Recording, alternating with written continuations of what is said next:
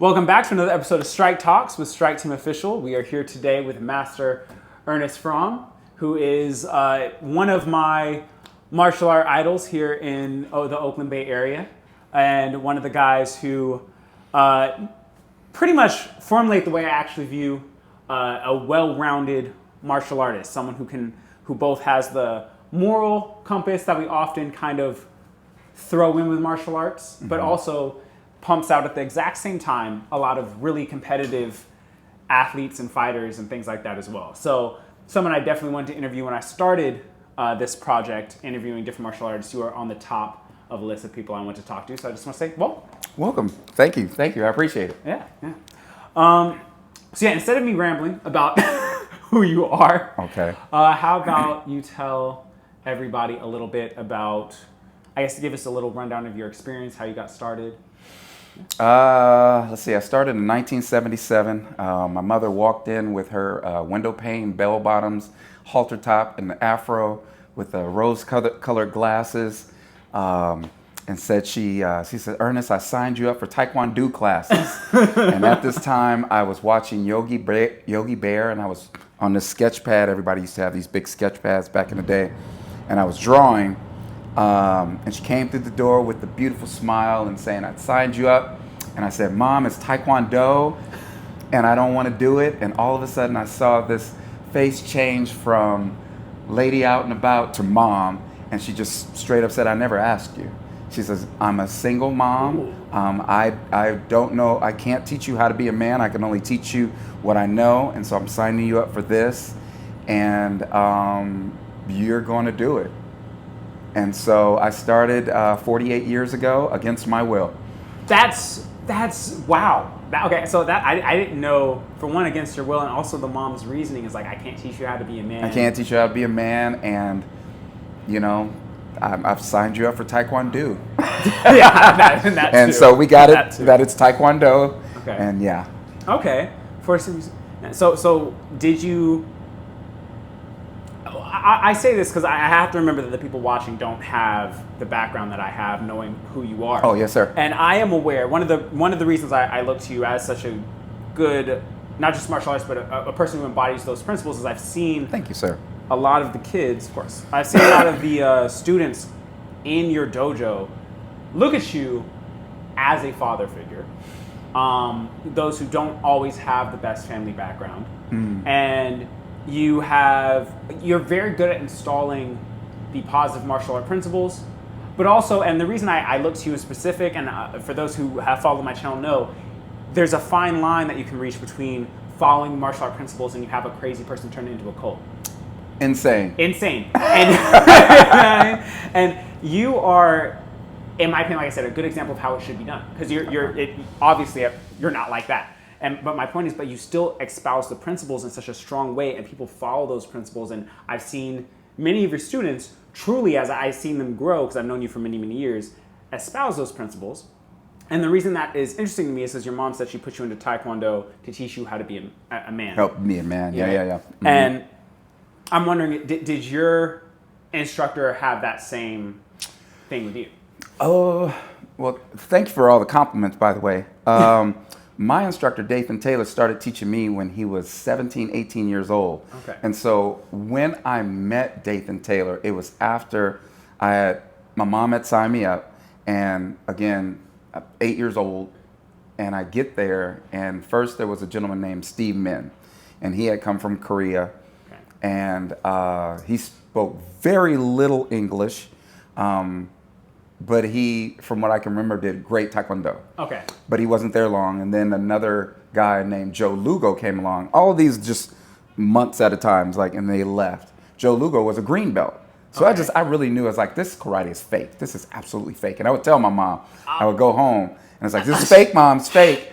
Okay. And then Dathan Taylor came along, and he was a red belt. Okay. So he stayed the longest, so I had the most to say about him. I would come home, and I would say, "Mom, it's not real." And she's like, "What are you talking about?" It's like, "There's a black man teaching me martial arts at the YWCA. Mom, that's all wrong." And he's a red belt. And so I was explaining to my mother that because I just didn't want to do it. I just wanted to watch Yogi Bear and Leave It to Beaver. That's it. So question. Okay, so another thing, because in this system, where is red belt within the ranking? In the system now, so back then, red belt went straight to black belt. Now we have red belt that goes to black and white stripe, and then black belt. Okay. So he wasn't a black belt, and as a kid, I'm like, "What you doing teaching people if you're not a black belt?" Okay. Yeah. I want to clarify because in some styles, red is 9th or 10th degree. Yeah, that's what I was like. But it wasn't this one. Yeah, okay. No. Okay. He wasn't that. Okay. And I would just tell mom it's fake. It's like, this is one Young Women's Christian Association. It's like I can't be learning. This is not and he's black. He's supposed to be Asian, mom. He's supposed to be Asian. Yeah, all these things, but I'm a kid. But the bottom line is I didn't want to do it, and it always looked like my mom, when I think back on it, it always looked like she was washing dishes like this. And she would look over her shoulder and say, "I never asked you." And I'm like, that's not an answer. But it was her answer. Okay. She was like, "I never asked you. You don't have the option." It turned out, I think she made the good decision. Oh my God. I'm so glad my mother never, ever let me quit. She never let me quit. That's good. And I had to learn that children don't quit, parents do. That's a real statement. It's absolutely That's real. a real statement. Yeah. Okay. So you went through there. Hated it. Hated it. Hated karate. Hated him. When did you stop hating it? Because now I'm curious. That's interesting. When did I stop hating it? Or better yet, yes, sir. When did you start finding a value in it? What am I, 55? Let me see. Finding value in it. I think early on, because my instructor had learned from other people, and I was now a 9-year-old, 10-year-old, I wanted to be a dope dealer. So I wanted to be the biggest dope dealer in Richmond because I had seen my friends, they had new sneakers. And then back then we wore I never got a chance to wear derby jackets. There were these black jackets. You could put whatever you want on the back, but I saw gang members wear them, like Richmond Soldiers and Good Guys Wear Black. Those were the two main gangs in Richmond when I was a kid. And at that time, there was, in Oakland, there was Felix Mitchell, so he had a nephew that was cooking dope in Richmond. They call him Little. Okay. And so I had friends that were working for. Sorry, guys, we got a little background noise. He was, so I had friends that were running drugs to different places. I didn't know, and so I was like, I'm going to do that. I want new sneakers. I want to walk around looking fly. I think back then it was fresh. But, and my instructor heard about it from somebody, and he brought me in. There was no office, just one part of the auditorium of the YWCA. And he says, "Ern, you can't straddle the fence." And I was like, I don't know what you mean. I didn't like him. Okay. And so he's talking to me, and I just always found him very assaultive because a black man never really said anything to me. So I thought, you the police. You're yelling at me. We're in this gymnasium, so there's always this echo. But when he said, "You can't straddle the fence and be part of this," the martial arts, and this group of people who had now become my family, and I don't have brothers and sisters, and you can't sell drugs and do this. And I was like, oh, again, not really caring if I was around him at all. Right. But my brothers and sisters that I would line up with daily. And I was like, I finally have brothers. Yeah, I was like, no, they were my brothers and sisters. Got you. Yeah, I actually have brothers now that look out for me, so that thought and dream of being the #1 dope dealer in Richmond was gone now. And so it's like, okay, I'll just be here. Okay. That is an extremely positive story about how martial arts kept my mom knew nothing about this, but yeah. Oh, wow. And she didn't even know? No, she never learned of my dreams of, world supremacy with crack. There are certain things moms don't need to know. No. Certain things moms don't need to know. So, yeah. Oh, wow. Okay, yeah, that's huge. And also, just stay right there. Yes, sir. I'll stay right here. All right, leaning back, and we're good. I just wanted to make sure because you're... Oh, am I too far back? No, you're good. I just wanted to double check because the lean wasn't there in the minute, so I just wanted to make sure. Okay. Okay. Yeah. So I mean, Yeah, that's crazy. So I guess how old were you when you made that 9, choice? 10 years old. that was early. Yeah, it was, Wow. but it wasn't the choice to stay in martial arts. It was the choice to have brothers and sisters. You know, it was Gotcha. like I didn't. It's like I had Glenn and Paul and George and Daniel, and you know they all had brothers and sisters and stuff like that. So I was the sensitive one of the bunch. So they all, oh, come on, Ernie. Come on, Ernie. Come on, don't be so sensitive. Yeah. Got you. Okay. Yeah. No, family, and even if it wasn't necessarily martial arts at that time, even the family holding you out of that, like possibly leading towards you a very different lifestyle. Very different. That's huge. Yeah. That's huge. Yes, sir. And did you start I'm Competing? running forward, yeah, because I know you were competing from there, but then like, what was the step after that? Once you made that decision to stay, because I mean, at this point, you run a highly competitive gym, our dojo, with like a lot of high level competitors and great. I wasn't thinking about that stuff back then. I was still thinking about Leave It to Beaver, Yogi Bear, and Courtship of Eddie's Father, because there's this beginning song of Courtships with Eddie's I don't Father. even know what that is. You don't even know what Welcome Back Carter is, man. I don't. But so the music in the beginning always it's always been the music of all shows. Yeah. Okay. So, all right. Well, I just what was the next step after? Like once, I mean, you made that decision to stay. Did you start taking your training more seriously? Did that lead into competition stuff? Were you forced into competition stuff? I think it was more of a peer pressure, because I remember that we were going to be going to our first tournaments. Okay. And he Master Taylor, Dathan Taylor at that time, Mr. Taylor, had acquired the Y van. So now we had the YWCA van to take us to these tournaments in like Brentwood, Turlock, San Francisco on the weekends. And I'm like, I've never been in these places before. But we would get in the van, and the bottom of the van floor would heat up, so we would have to pick our feet up and put them up on the sides. Okay. And we'd go on these trips, and he would just take us on these trips. Okay. And I didn't care nothing about the tournaments until I got there, and just learning like all these people that were his peers. You know, Satch Williams, Percy Titsworth, all these schools, Crazy Dragons, it was so many schools. Eddie Solis and his school, BITW, from 73rd. We were just talking about them. Costco's, yeah. That was, man, they would come in with their berets. Oh man, it was. That's where I started, just putting out there. Yeah. They would come in with their berets, and we would sit up as kids in the bleachers, and we would watch people come in. And yeah, it was Seafood Bill Owens and with Doug Jones back in the day, and it was Damon Gilbert as a kid, who's now this world champion, trains all Oakland police, and his father. It was insane when I look back on it now. But back then, I was just like this kid, like, okay, I'm here. Yeah. Okay. That's interesting. I was wondering, once you started competing, did that change? I'm really curious as when did the switch happen from that person to this person? Because I just, again, so I mean, I know a little bit about your history. I wouldn't have been surprised if you were like, I used to street fight and I liked Taekwondo to fight and then I learned respect later or something like that. I never thought it was going to be like, I didn't want to do it at all. I didn't expect that at all. I didn't want to do it at all. I was a yellow belt for like 2 years because I had the worst attitude. I was like, I just knew my mom was going to take me out.